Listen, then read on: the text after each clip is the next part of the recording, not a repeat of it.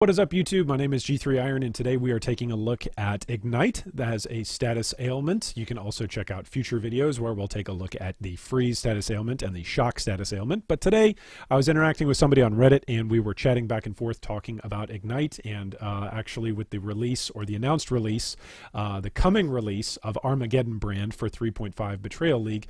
A lot of us have been theory crafting about what's the potential for Ignite in the upcoming league. So I thought, you know what, now's a good time. I haven't gotten a chance to get around to making these status ailment getting started videos. So without further ado, today we're going to start off those couple of videos by taking a look at Ignite. So what is Ignite? Ignite is an elemental ailment associated with fire that causes the affected target to take burning damage, which is fire damage applied over time. In the top right, you can see the status ailment, and then down below you can see an ignited Stygian ape as he's screeching running through Act 2 there. Now, what are the mechanics exactly of Ignite? How is Ignite applied? How does the damage actually go out? And how do we modify that damage? Because that's really where Path of Exile shines, right? That's where all of the replayability, or most of the replayability of PoE is in all of us tinkering and messing around with different effects and different mechanics. So what are the mechanics of Ignite? A hit of damage that has a chance to ignite is capable of inflicting Ignite. So you hear right off the bat, if you do not hit with a skill, whether that's spell or attack, if it's not a hit, so for instance, like burning ground that doesn't hit, if it's just a dot on the ground, if it doesn't actually hit your character, it's not necessarily going to ignite you. So a hit that has a chance to ignite is capable of inflicting Ignite. So support gems that give increased chance to ignite, that's what we're looking at here in order to impact or up your chance to inflict an Ignite. Now, there's a way to get around this, and that is critical strikes inherently have a 100% chance to ignite. By default, only fire damage is able to inflict Ignite. But certain equipment, such as the Three Dragons, which if you're wondering what is Three Dragons is a golden mask that allows your fire damage to shock but not ignite, your cold damage can ignite but not freeze or chill, your lightning damage can freeze but not shock. So basically the rule is, hey, fire damage ignites with some exceptions. Three Dragons being one of them, Hrimburn, the goat gloves being another, which is that you have a bunch of your cold damage can ignite and you're converting a bunch of your physical damage into cold damage, so your cold damage ignites. It's kind of funny, but that's the way how it works. And then Elemental Conflux, which is a support gem, and we'll chat more about that later on as a buff. Sorry, not a support gem, it's a buff. So all of those things can come into play that allow you to inflict ignites. That's how you can apply ignites, or that's what give you a chance to ignite. You can hit with something that has a chance to ignite, or you can crit something, which automatically gives you a 100% chance to ignite. Damage over time effects, such as Searing Bond, do not hit and therefore cannot inflict ignite. So let's take a look. Here's Searing Bond. You'll notice that Searing Bond, it is a spell. It does fire damage, but it does not ignite because it doesn't hit. Now, for those of you that are wondering, and I wondered this for the first year that I played PoE, why is it that Righteous Fire doesn't cause ignites? Like, you're burning yourself for, thousands of fire damage. Well, because it's not a hit. Righteous Fire does not apply hits and therefore cannot ignite. That's why. Resistant modifiers like penetration does not affect the chance to ignite.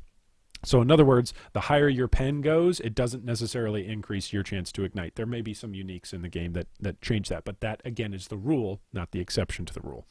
The base duration of Ignite is 4 seconds. The burning damage over time is 50% of the base damage of the hit of fire damage per second. Therefore, over the base duration, the target will take 200% of the base damage dealt. So in other words, you're taking your hit and you're saying, hey, over 4 seconds, 200% of my initial hit is going to be dealt, but I'm spreading out that damage through the use of Ignite over 4 seconds. Increasing the duration of the Ignite, either via temporal change or the increased Ignite duration modifier, causes the Ignite to deal the same damage per second for a greater period of time. Linking a skill that applies an Ignite with increased duration support will not increase the duration of the Ignite. So do you hear that? If you're wondering, hey, why is it that I increased duration support on my ability that was dealing an Ignite? Why is it that the Ignite's still only lasting 4 seconds?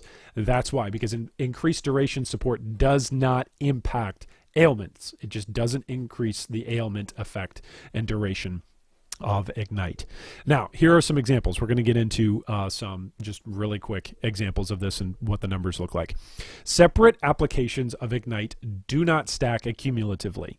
So in other words, if you hit something and let's say you crit twice, you don't go, hey, here's 4 seconds of an Ignite, and because I hit you again, here's another 4 seconds of Ignite, and therefore you have 8 seconds of an Ignite. That's not the way it works.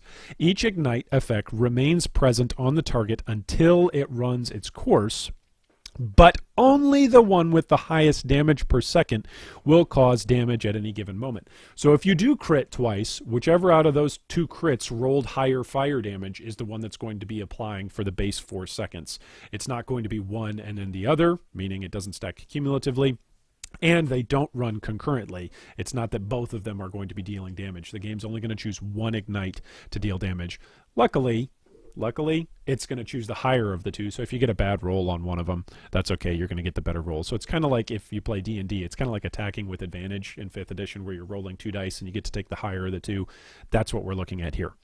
For example, assume an enemy is inflicted with Ignite for 100 damage per second. Then after 2 seconds, it is inflicted with Ignite for 50 damage per second. The outcome will be 400 damage over 4 seconds, followed by 100 damage over 2 seconds.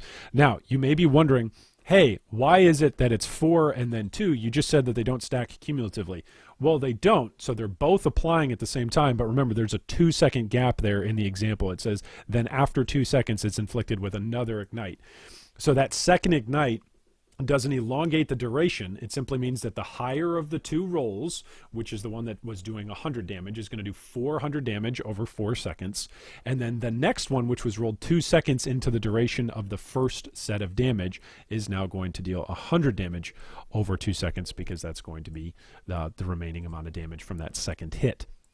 An exception to Ignite stacking does exist, however. So if you're wondering, hey, how can we scale up this damage? Because otherwise this sounds like a pretty lame ailment. All it is it's taking the damage that you would do up front. Yeah, sure, you're growing it, but you're spreading it out over a longer period of time. And who wants to do that in Path of Exile where we all want to go super fast?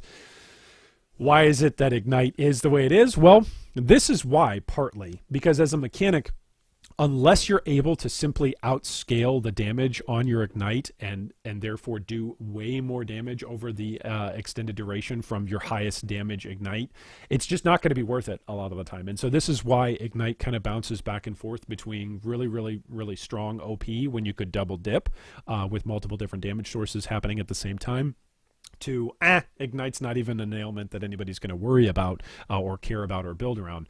And that's just the reality of it. It's really tough to balance around, and it's really tough to build around, because if the numbers are too good on it, then it's just way too good. And if the numbers aren't good enough, then things like Shock outclass it for DPS, and things like Freeze are going to outclass it for defensive and quality of life utility. So this is why Ignite kind of is in the middle of the ailment chart, if there were a scale, as it were. It's just kind of ho-hum. An exception to Ignite stacking does exist. If sudden ignition is used in conjunction with Burning Arrow, it is possible to apply an additional Ignite. So the rule is 1 Ignite. However, of course, as with all things PoE, there are exceptions to the rule and ways to break it. So this, if you do this combo, you would have 2 Ignites that would be applied on your enemies. Ember Wake also grants an additional Ignite. Equipping it, in addition, would result in 3 Ignite stacks. That's pretty awesome when you think about it, that you could, if you want to scale up and just really heavily invest in Ignite, you could do this. And I may do this, or may not. It depends. It depends on what sort of other fun meme builds are out there once we get the passive tree reset. But I think I'll probably take somebody in Standard and just make a fun meme Ignite build just for the heck of it. As an ailment, modifiers to attack, spell, melee, and range damage will not apply to Ignite, nor will damage modifiers that are only applicable to the skill itself. So again, we've got a really narrow subset of room to play to actually scale up Ignite's damage. It's pretty tough to do. Now, these are the ways that you can scale it, but it's just this list. Everything else, stuff that's attack, spell, melee, ranged, all of those bonuses on your passive tree, all of those bonuses on your gear, all of those bonuses on your ascendancy, not going to apply to scaling the Ignite damage. They may scale your hit damage, but they're not going to scale your Ignite damage. So this is how you can scale your hit damage. damage, damage over time, elemental damage, fire damage, burning damage, ignite damage. So there you go. So there's at least some ways to play around and increase some of your damage on ignite, but it's pretty tough. Now, here are some of the related active skill gems. So you've got Burning Arrow, Elemental Hit, Vol Burning Arrow, Fireball, which there's a bunch of different Fireball builds out there that use Ignite and Ignite Proliferation, Flame Surge, Flame Blast, Flammability, Incinerate, Vol Fireball, Vol Flame Blast, Vol Impurity of Fire. Now, here are some of the other support gems that you're going to see often get used. Combustion Support, Elemental Proliferation Support, and Ignite Proliferation Support. I'm just quickly going to show you these because the amount of support gems that you're going to use on something that ignites is relatively small when you compare it with the amount of actives that you could use. Combustion Support, what does it do? Well, supported skills deal % amount of increased fire damage per quality, and then supported skills have a chance to ignite, increased chance to ignite. They also deal more fire damage, which is a multiplier. That's great.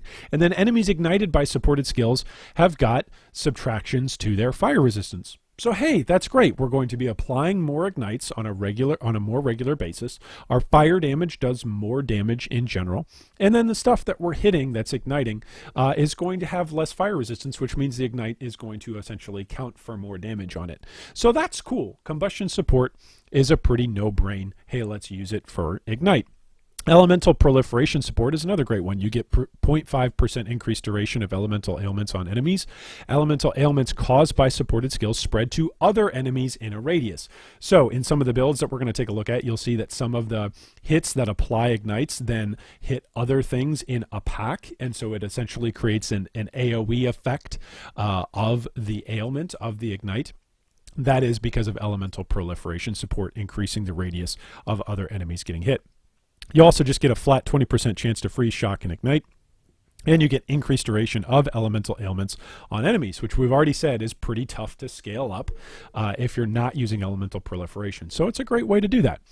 Then you've got Ignite Proliferation Support, which is the very narrowly focused support skill just for Ignite, specialized in Ignite. It gives you 0.5% increased fire damage per 1% quality, and then anything that's caused by supported skill will spread to other enemies. So you can combine elemental proliferation with ignite proliferation in order to give your character a larger radius to hit more enemies inside a pack, which is really nice. It's good quality of life if you're trying to spread ignites to each pack, so that way you don't actually have to ignite multiple things in the same pack. Hopefully, ideally, you just ignite one thing and that ignite spreads to everything, and then the whole rest of the pack explodes. Supported skills deal 20 to 39% more damage with ignite. Now, there is a bunch of unique items. We're not going to go through all of the unique items here. I'm just going to quickly show you Ember Wake. Ember Wake is right here in the middle, and this is what Ember Wake does.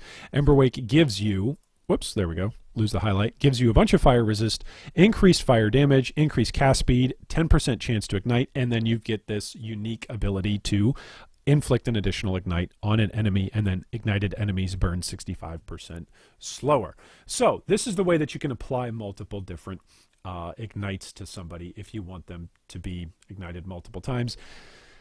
Part of the trick of this is really you'd only want to do this against particularly high HP enemies, so thinking bosses where you'd want to apply multiple different ignites, because otherwise once something's already ignited, every time you're attacking it after that in order to apply ignites, you're just trying to roll to get the highest ignite and keep that rolling for the next 4 seconds or the next increase, however long you've had the duration buffed for.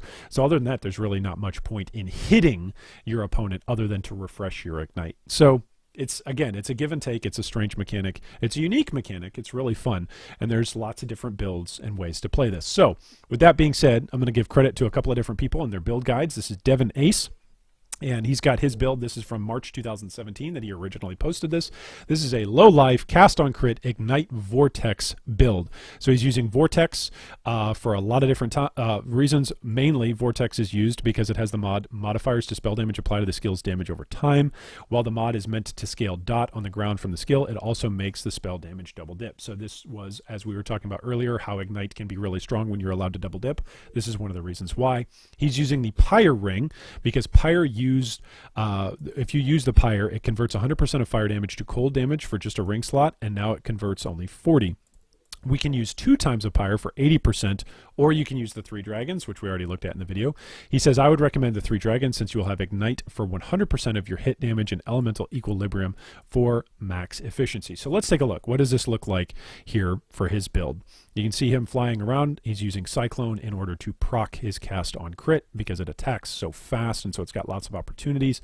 The biggest drawback to this build, at least as he says in the guide, is going to be Ignite immune enemies and Ignite immune bosses, which if you're building a build around scaling Ignite, if something's immune to your status effect that you're scaling your build around, yeah, it's going to be weak to that.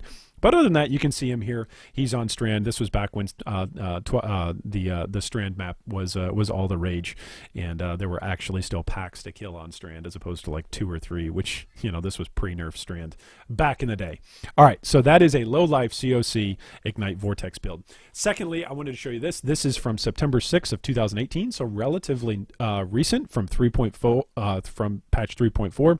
This is the Chained Flame 9 Golems Elementalist with Mind over Mana, Phase Acrobatics, and it melts the world.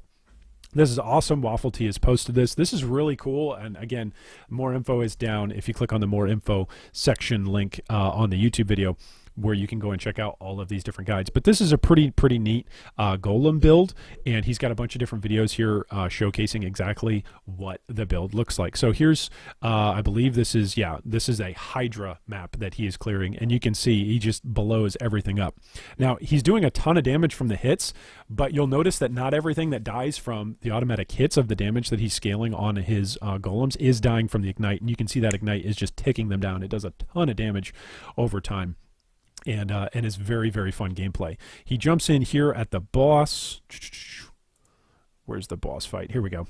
He jumps in here at the boss at about 2:30, and again, this is linked down below in the description for those of you that want to watch more of it. And you can just see the Golems do pretty strong work of both the ads as well as the boss, just almost instantly phasing the boss as soon as he shows up. So there's good focus from the Golems. Of course, if you're playing this build, you've got to invest in a lot of the jewels that are required for building a Golemancer build.